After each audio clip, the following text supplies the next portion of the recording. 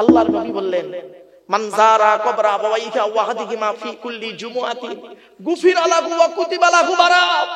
নবী বলেন, জুম্মার দিনে যদি কোনো ছেলে তার বাপ আর মায়ের কবরটা একবার জিয়ারত করে, ওই ছেলের দোয়ার ওসিলায় বাম্মার কবরটাকে আল্লাহ আলোয় আলোকিত করে দেয়। শুক্রবারে বাপের কবরটা জিয়ারত করুনি তুমি? মাসে 48টা শুক্রবার হলে 48 বার বাপ মার কবরের ধারে তুমি যাওনি? শবে বরাতের রাতে একবার তুমি গিয়েছো জিয়ারত করতে, লাইলাতুল কদরের রাতে 27 রাতে তুমি গেছো জিয়ারত করতে বাম্মার। তোমার মতো নিকৃষ্ট হতভাগা সন্তান পৃথিবীতে বেঁচে থাকার থেকে চলে যাওয়াই ভালো। তুমি হলে জাতির কলঙ্ক, সমাজের কলঙ্ক। রাসূলুল্লাহ বললেন, শুক্রবারে জুম্মার দিনে তুমি তোমার বাম্মার কবর জিয়ারত করবে। করেছো বাবা? বাপের কবর এমন একটা জায়গায় দিয়েছো, মায়ের কবর এমন একটা জায়গায় দিয়েছো, সেখানে বন জঙ্গল করে রেখেছো। কেন? মাম্মার কবরটা পরিষ্কার পরিচ্ছন্ন করে দুটো ফুলের টপ লাগাতে পারেননি?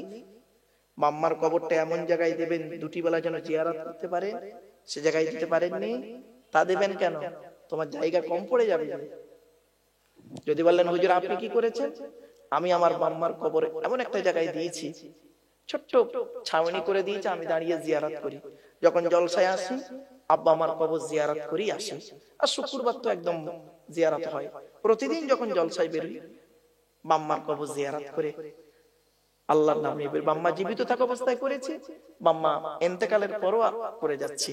অনুরোধ করে বলে যাচ্ছি, বাম্মার নামে ফকির খাওয়াতে পারো না? যদি বললেন হুজুর আপনি খাওয়ান, হ্যাঁ বাবা খাওয়াই।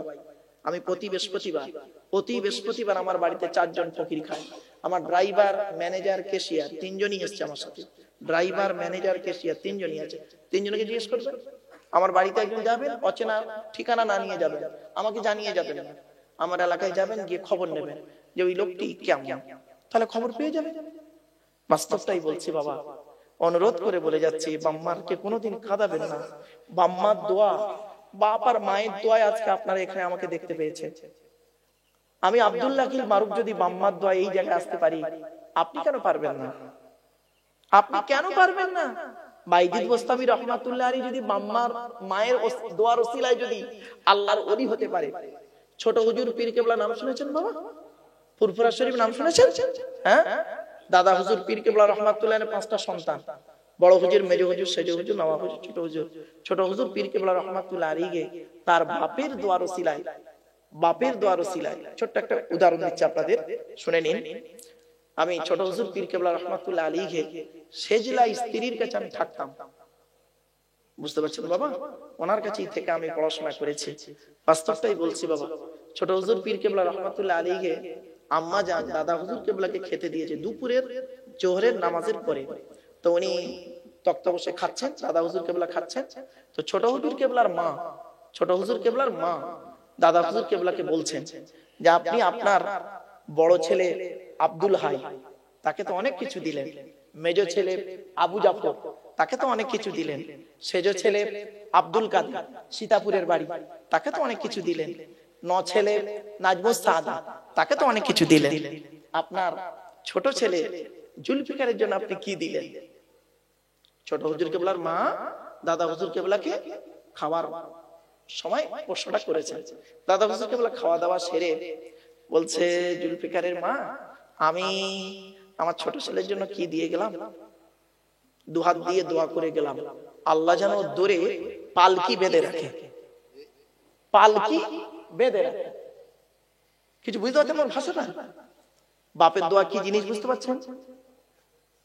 সেই ছোট হুজুর পীর কেবলা রহমাতুল্লাহ আলাইহি 5 হুজুর পীর কেবলা রহমাতুল্লাহ আলাইহি। ও তাই, আলহামদুলিল্লাহ, যাক, আমি তো জানি না বাপ, যাই হোক।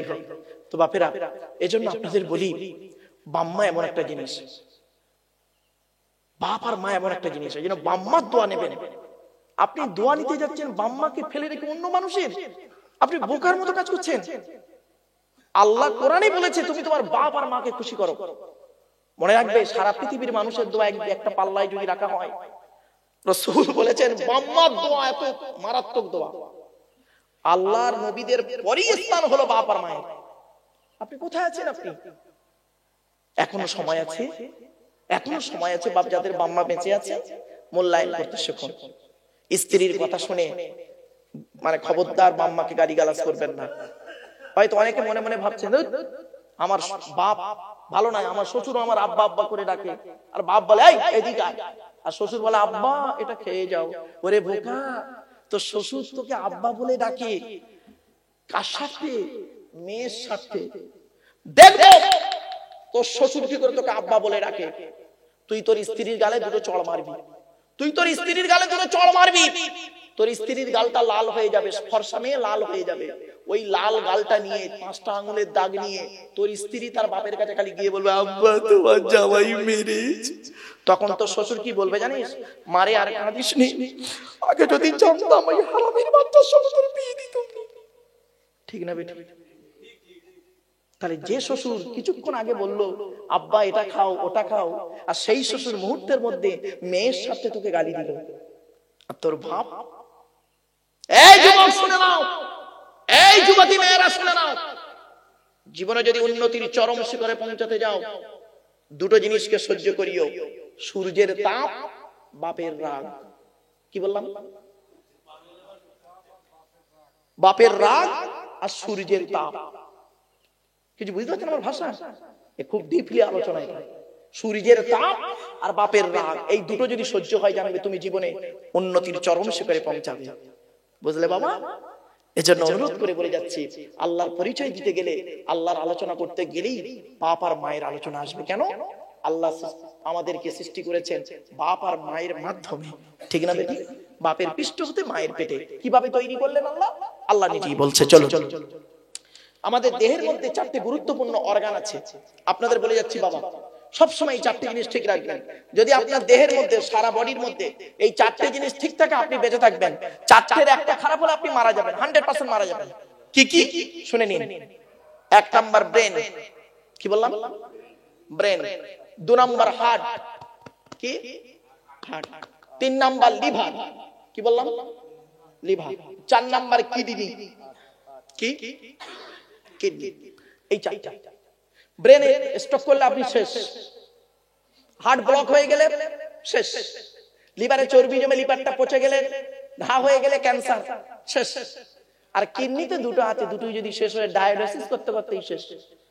এই 4টে জিনিস ঠিক রাখবেন আজকের বাড়িতে গিয়ে। লিভার ঠিক রাখার জন্য কি আছে? আচ্ছা, এবার 4টের কারণটা কি, ঠিক রাখবেন কিভাবে?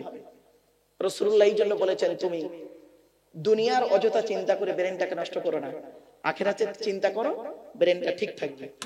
আর আমরা কি করি? আখিরাতের চিন্তা করি না, দুনিয়ায় করতে করতে, দুনিয়ার চিন্তা করতে করতেই ব্রেন নষ্ট করে ফেলছে। ঠিক না বেটা? 2 নাম্বার হার্ট। তুমি হার্টটাকে ঠিক রাখো, তোমার ঈমানটাকে মজবুত রাখো, হার্ট ঠিক থাকবে। তোমার ঈমানটাই তো গন্ডগোল, নড়বড় করছে, তোমার হার্টটাও ওরকম নড়বড় করছে। মুমিন মরে একবার, মুনাফিক মরে শত শতবার। কিছু বুঝতে পারছেন বাবা? 3 নাম্বার লিভার। লিভারটাকে ঠিক রাখার জন্য আল্লাহ পাক পৃথিবীতে একটা খাবার তৈরি করেছে। ওই খাবারটা খাবেন আপনারা। খাবারটার নাম কি জানেন? পেঁপে। কি বললাম? পেঁপে। পেঁপে ওটা লিভারের উপকারী খাবার। 3 নাম্বার। 4 নাম্বার হলো কিডনি। কিডনিটাকে ঠিক রাখার জন্য নবী করিম সাল্লাল্লাহু আলাইহি ওয়াসাল্লাম বলেছেন তোমরা বেশি বেশি করে পানি পান করো। আর আধুনিক বিজ্ঞান গবেষণা করে বলছে একজন প্রাপ্তবয়স্ক পুরুষ এবং নারীর জন্য সারা দিনে 4 থেকে 6 লিটার পানি পান করতে হবে। সত্যি কথা বলুন এখানে বসে, কে সারা দিনে 4 থেকে 6 লিটার পানি পান করে? সারা দিনে 1 লিটার পানি পান করে কি তা সন্দেহ?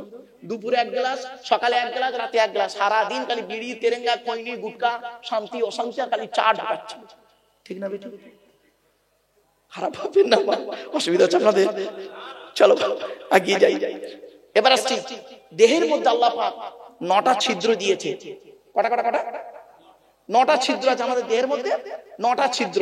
এই 9টা ছিদ্রের যে কোনো একটা ছিদ্র দিয়ে আল্লাহ আত্মা বের করে দেয়, যে কোনো একটা ছিদ্র দিয়ে।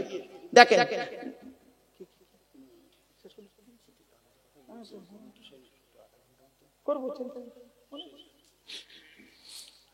অসুবিধা হচ্ছে বাবা? চল দেখেন, 9টা ছিদ্র আছে আমাদের দেহের মধ্যে। 9টা ছিদ্র কি কি? 2 চোখ, 2 নাক, 2 কান, 1টা গাল, 7টা। 2 চোখ, 2 নাক, 2 কান, 1টা গাল, 7টা, সামনে পেছনে। এই 9টা ছিদ্রের যে কোনো একটা ছিদ্র দিয়ে আল্লাহ পাক ফেরেশতার মাধ্যমে আত্মা বের করে নেয়। দেখবেন এই দেখেন কত মানুষ মারা গেছে, দেখবেন কত মানুষ মারা গেছে, দেখবেন গিয়ে দেখবেন লোকটা পেশাব ফিরে ফেলেছে, ঠিক না বেটা? পেশাব ফিরে ফেলেছে লোকটা, লোকটা মরে গেছে, পেশাব ফিরে ফেলেছে। কত মানুষ মারা গেছে দেখবেন পায়খানা ফিরে ফেলেছে, আত্মাটা ওখান থেকে বেরিয়েছে। কিছু বুঝতে পারছেন না? কত মানুষ মারা গেছে দেখবেন চোখটা চেয়ে আছে, বড় বড় চোখ বার করে আছে। কত মানুষ মারা গেছে দেখবেন চোখটা বন্ধ, গালটা হাঁ করে আছে, এখান থেকেই আত্মাটা বের করেছে। ভাবুন কত মানুষ মারা গেছে দেখবেন ঘাটটা বেঁকে আছে, হাতটা খিচে আছে। কত মানুষ মারা গেছে দেখবেন, দেখলে মনে হবে লোকটা ঘুমিয়ে আছে। কিভাবে মরতে চান? যদি শান্তিতে মরতে চান কোরআন হাদিসের কথাগুলো একটু শুনে আমল করে যান কিছুক্ষণ। বাপেরা বাড়ি থেকে ভাববেন তিনটে জিনিস আমাদের দেহের মধ্যে আলাদা। এক নাম্বার ব্লাড গ্রুপ আলাদা। এখানে যত মানুষ বসে আছেন বেশিরভাগ মানুষ তার নিজের ব্লাড গ্রুপ নিজেও জানে না, ঠিক না? এগুলো জেনে রাখবেন। ব্লাডের চারটে গ্রুপ আছে, এ বি, এ বি আর ও, প্রত্যেকটার মাইনাস প্লাস। একটা হিন্দুর রক্তের ভিতরে তিনটে জিনিস পাওয়া যায়, লোহিত কণিকা, শ্বেত কণিকা, অনুচক্রিকা, as a same no difference. একটা মুসলমানের রক্তের ভিতরে তিনটেই পাওয়া যায়, মনে রাখবেন। আর একটা কি আলাদা শুনে নিন, চোখের রেটিনা। কি বললাম? কোরআনে আছে। আচ্ছা আধার কার্ড করার সময় অফিসাররা আপনাদেরকে এই কথাটা বলেছিল কি দেখুন তো, মনে পড়ছে কিনা? চোখটা বড় করে চান তো। ১৫০০ বছর আগে কোরআনে এই কথাটা বলা আছে। কি আশ্চর্য! আল্লাহ বলছেন আলাম নাজআল লাহু আইনাইনি ওয়া লিসানান ওয়া শাফাতাইন ওয়া হাদাইনাহুন নাজদাইন। আল্লাহ বলে আমি কি তোদের দুটো চোখ দান করি নাই? আমেরিকার 10 জন বৈজ্ঞানিক গবেষণা শুরু করলো। কোরআনে কেন বলা হলো যে আল্লাহ পায়ের নখ থেকে নিয়ে মাথার চুল পর্যন্ত গোটা দেহ তৈরি করলেন, তিনি কেন আলাদা করে কেন বললেন চোখ তৈরি করি নাই, কান তৈরি করি নাই, জিভ তৈরি করি নাই, ব্রেন দিই নাই, বিবেক বুদ্ধি দিই নাই? কেন আল্লাহ বললেন? গবেষণা শুরু করতে বের করলো, চোখ নিয়ে গবেষণা করতে করতে পেয়ে গেল এই পৃথিবীর জমিনে যত মানুষ জন্মগ্রহণ করেছেন, যত মানুষ বেঁচে আছেন, যত মানুষ পৃথিবীতে আসবেন, কারো চোখের রেটিনার সঙ্গে কারো চোখের রেটিনার কোনো মিল পাওয়া যাবে না। এই জন্য অফিসাররা আপনাদের বলেছিলেন চোখটাকে বড় করে চান, কারণ চোখের মাধ্যমে মানুষকে পরিচিত করা হয়। সঙ্গে সঙ্গে 10 জন বৈজ্ঞানিক ইসলামের কালেমা পড়ে মুসলমান হয়ে গেলেন। কোথায় আছেন আপনি? তাহলে দুটো। 3 নাম্বারটা কি শুনুন। আচ্ছা অফিসাররা আপনাদের বলেছিল কি আধার কার্ড করার সময় এই দুটো বুড়ো আঙুল চেপে ধরেছিল কাঁচের উপরে? আরে ভাই বলুন না একটু। ১৫০০ বছর আগে কোরআনে কথাটা বলা আছে, শুনে নিন। আয়াহসাবুল ইনসানু আল্লান নাজমা ইযামা বালা কাদিরিনা আলা আন নুসাউবিয়া বানানা। 29 নম্বর পারা, সূরার নাম সূরা কিয়ামার 4-5 নম্বর আয়াত। আল্লাহ বলছেন হে মানব জাতি, হে মানব জাতি, তোরা কি মনে করেছিস আমরা মরে গেলে পচে গলে হাড় হয়ে যাব, কিয়ামতের মাঠে আল্লাহ আর তুলতে পারবে না? কখনোই ভাববি না এই পৃথিবীতে যেমন আমি আল্লাহ তোদের বুড়া আঙুলের ছাপ যেমন কারোর সঙ্গে কারোর কোনো মিল করি নাই, কিয়ামতের মাঠেও কারোর সঙ্গে কারোর কোনো মিল পাবি না। কোরআনের এই আয়াতকে নিয়ে কে গবেষণা করলো? কোন মোল্লা মলি সাহেব গবেষণা করেনি। থাইল্যান্ডে চ্যাং ম্যাং ইউনিভার্সিটি অ্যানাটমি বিভাগের প্রফেসর, বিখ্যাত পণ্ডিত বৈজ্ঞানিক, লোকটার নাম হলো তাথাগত জেসান। উনি একজন খ্রিস্টান, হিন্দু নন, মুসলমান নন। উনি বললেন কোরআনে ভুল আছে। বলে কি ভুল? বলল কোরআনে লেখা আছে বুড়া আঙুলের ছাপ নাকি কারোর সঙ্গে কারোর কোনো মিল নেই। আমি কোরআনের ভুল বের করে শুনবো। উনি করলেন কি 1000 মানুষের বুড়া আঙুলের ছাপ নিলেন, 1 বছর ধরে গবেষণা করে দেখছেন কার সঙ্গে কার মিল আছে। যখন কারোর সঙ্গে কারোর কোনো মিল পেলেন না, ল্যাবরেটরির ভিতরে দাঁড়িয়ে দাঁড়িয়ে ইসলামের কালেমা পড়ে মুসলমান হয়ে গেলেন। এই বাচ্চা চুপ কর, এই খিচুড়ি দিয়ে পাঠিয়ে দেন। বস, চুম্মার বস্তা বাবা। দরুদ শরীফ আল্লাহুম্মা সাল্লি আলা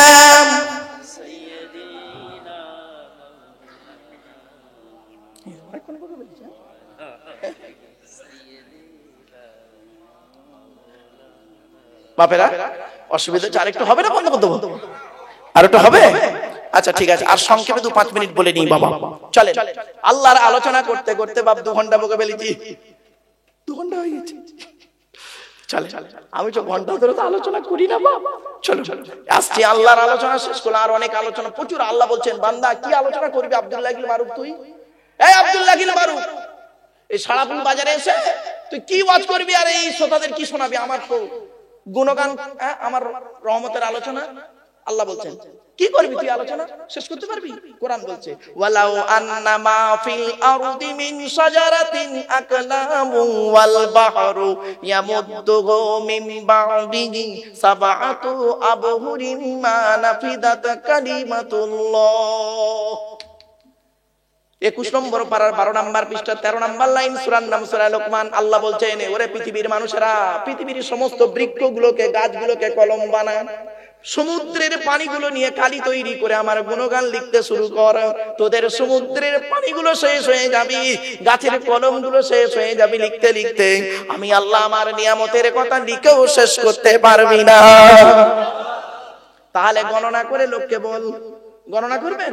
আল্লাহ নিজেই বলছেন ওয়া ইন তাউদ্দু নি'মাতাল্লাহি লা তুহসুহা। ওরে আব্দুল্লাহ ইবনে মারুফ, তুই আমার নিয়ামতগুলো নিয়ে গণনা করতে শুরু কর, গণনা করেও জীবনে শেষ করতে পারবি না। আল্লাহর আলোচনা শেষ হবে না বাবা। এজন্য বাড়ি থেকে ভাববেন, সৃষ্টিকর্তা আপনাকে কতটা ভালোবাসে, কতটা ভালোবাসে আপনি জানেন না? আল্লাহ আপনাকে কতটা ভালোবাসে। বাম্মা কি ভালোবাসে? বাম্মার থেকে লক্ষ গুণ বেশি ভালোবাসে সৃষ্টিকর্তা আল্লাহ। আল্লাহ তাই বলছেন, নবী আমার সম্পর্কে যদি আমার বান্দারা তোমাকে কোনো প্রশ্ন করে, আমার সম্পর্কে যদি তোমাকে কোনো প্রশ্ন করে, নবী তুমি কি বলবে?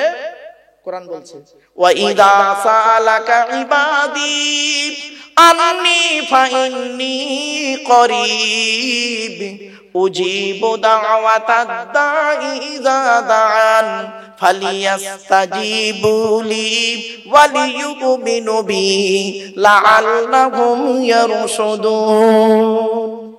2 নম্বর পারা 7 নম্বর পৃষ্ঠা 9 নম্বর লাইন, সূরার নাম সূরা বাকারা। আল্লাহ বলছেন, নবী তোমাকে যদি প্রশ্ন করে আমার বান্দারা আমার সম্পর্কে, তুমি খালি এতটুকুই ওদেরকে বলে দাও, আন্নী ফাইন্নী করিব, আমি আল্লাহ ওর খুবই নিকটবর্তী আছি।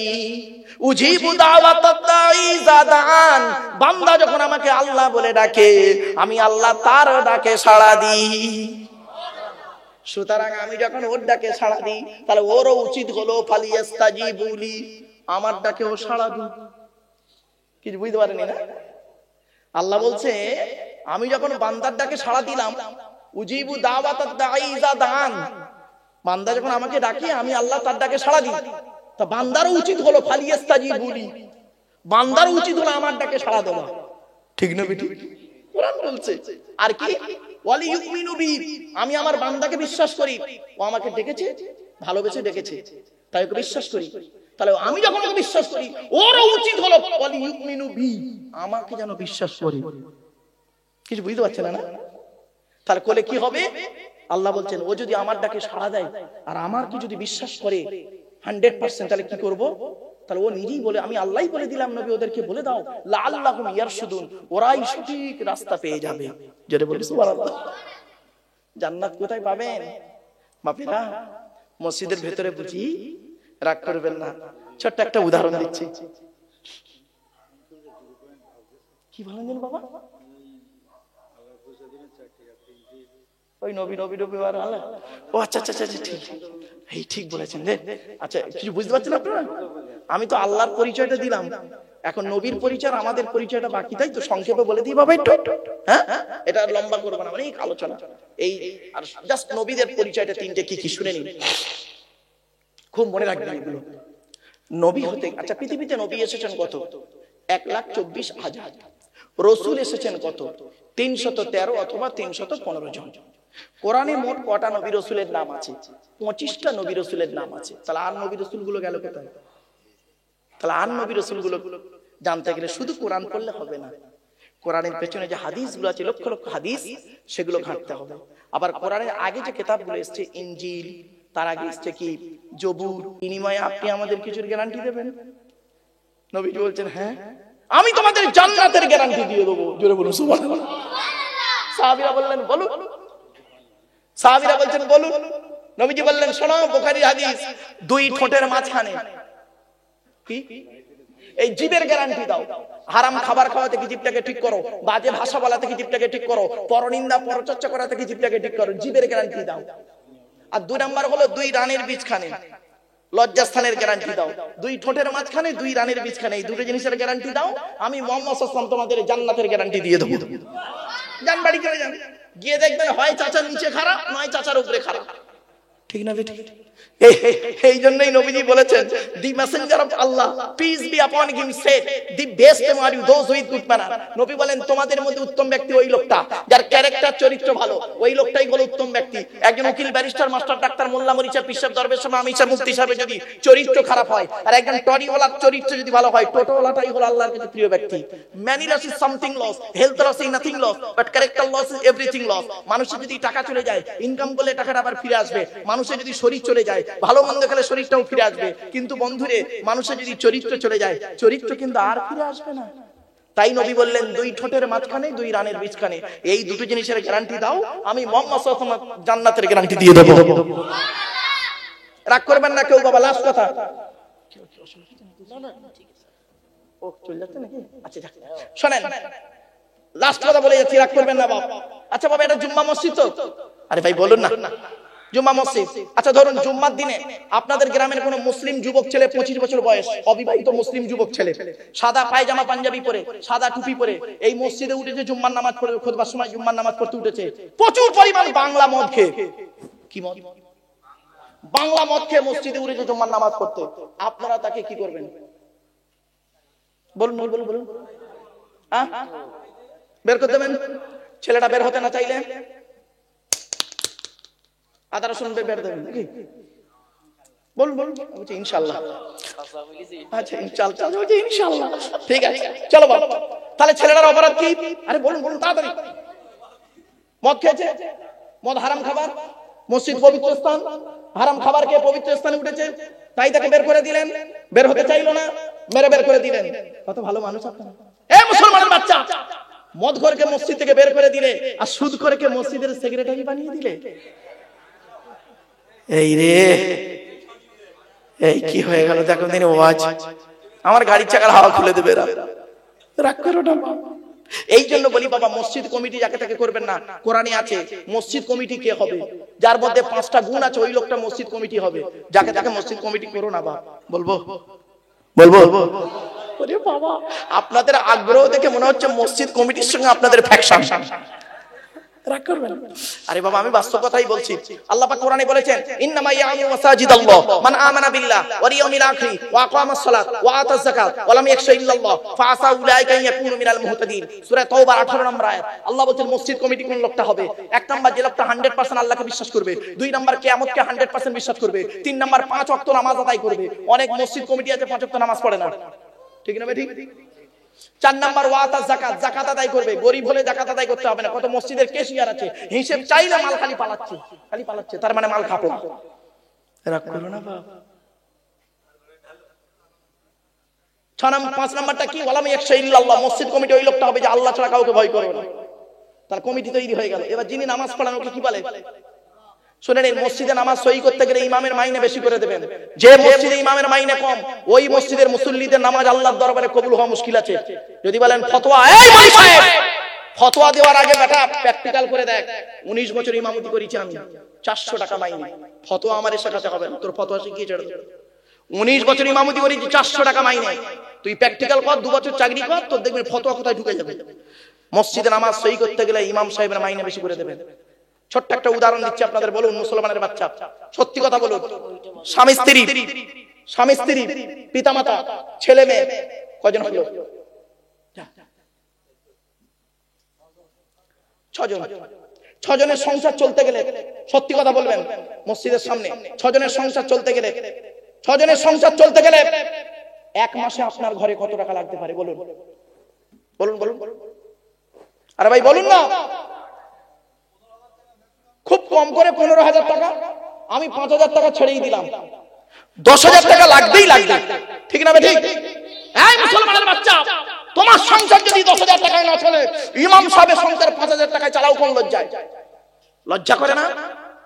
তোমার ছেলেটা মাস্টার ডাক্তার হবে আশা আছে, আর ইমাম সাহেবের ছেলেটা মাস্টার ডাক্তার হবে, তার কি আশা জাগে না? বাড়ি থেকে ভেবো, বাড়ি থেকে ভেবো। হয়তো আচ্ছা আপনার ইমাম সাহেব আছে না চলে গেছে? মনে মনে ভাবতে আমার চাকরিটাই খেলো। রাগ করো না ভাব। হয়তো অনেকে মনে মনে বলছেন যে আমাদের ইমাম সাহেব মনে হয় হুজুরকে বলে দিয়েছে। আল্লাহর কসম করে বলছি, মসজিদ সামনে বাবা, উনি আমার সামনে এই প্রসঙ্গে কোনো কথা হয়নি। আমি যেখানেই যাই আগে এই কথাগুলো বলি, আমার জীবনে ঘটেছে তাই বাস্তবটাই বললাম। শুধু তাই নয়, আমার 19 বছর ইমামতিতে 3 জন লোককে আমি পেয়েছিলাম, 3টে মালকে পেয়েছিলাম, তার মধ্যে 2টো মাল কবরে ঢুকেছে আর একটা মাল বেঁচে আছে। আমি এখন মাঝে মাঝে ফোন করে জিজ্ঞাসা করি, আরে ও মালটা মরেছে না বেঁচে আছে? যেদিন মালটা মরবে সেদিন আমাকে বলবো জানাজায় যাব। এই 3টে মাল আমাকে এত জ্বালান জ্বালিয়েছে, এত আঘাত দিয়েছে, আজকের অন ক্যামেরায় বলছি দুনিয়াতেও ছাড়িনি, কিয়ামতের মাঠেও ছাড়বো না ওই 3টে মালকে। এরম প্রায় মসজিদে আছে আমার মতো কষ্ট করা ইমাম, 2-1টা মসজিদে আছে, বাবা রাগ করবে না। 2-1টা মসজিদে এরকম আছে, 2-1টা দেখবেন বুড়ো বুড়ো লোকেরা হয় ওগুলো, 2-1টা বুড়ো থাকে দেখবেন এত বদমাইশ, কিচ্ছু জানে না, সব জানতা গামছাওয়ালা, বড় বড় ফতোয়া দেবে, ইমাম সাহেবের বিরুদ্ধে ফতোয়া দেবে, কিচ্ছু জানে না। ওকে যদি বলে তুই নামাজ পড়া, তুই আত্মাইয়াত সই করে বল, ও বলতে পারবে না, ও ফতোয়া দেবে, এর পিছনে নামাজ হবে না হারাম, ওর পিছনে হবে না হারাম। এরকম 2-1টা মসজিদে থাকে দেখবেন 2-1টা বুড়ো, কিরকম দেখবেন ও বুড়োগুলো কি করে দেখবেন, 2-1টা বুড়ো এরকম থাকে বদমাইশ, বাড়িতে ওর বউয়ের সঙ্গে বুড়ির সঙ্গে ঝগড়া করে পারে না, ছেলের সঙ্গে ঝগড়া করে পারে না, বউমার সঙ্গে ঝগড়া করে পারে না, মসজিদে যায় ইমাম সাহেবের মোজা মারতে খালি, ঠিক না বেটা? ইমাম সাহেব কি হলো, পাকা ঘোরে না কেন? ওই কারেন্ট নেই বলে পাকা ঘোরে না, ইমাম সাহেবের দোষ। ঠিক আছে, অসুবিধা হচ্ছে না বাবা, বলতে বাধ্য। একটা গেল, এই এক মিনিট প্লিজ অ্যাটেনশন, চুপ করেন। তাহলে কমিটি হলো, ইমাম হলো, এবার আসছি যেটা আজান দেয় ওটাকে কি বলে? কি বলে? মুয়াজ্জিন। এই পশ্চিম বাংলায় বেশিরভাগ মসজিদের মুয়াজ্জিনের আজান ভুল ভুল ভুল, অশুদ্ধ ভুল। ও ভুলটা ঠিকও করবে না, ইমাম সাহেবের কাছে বসে আজানটা ঠিক করে নেবে তো, তাও করবে না, আর ইমাম ওই মুয়াজ্জিনের জায়গাটাও ছাড়বে না, ভুল। আজান দিচ্ছে,